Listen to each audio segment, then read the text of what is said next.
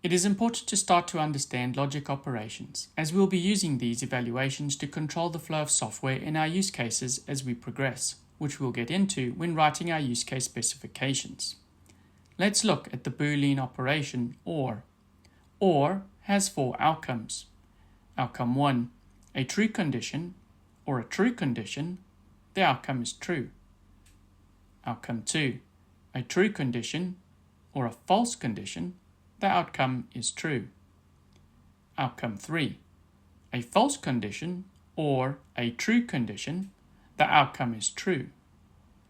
Outcome 4, a false condition or a false condition, the outcome is false.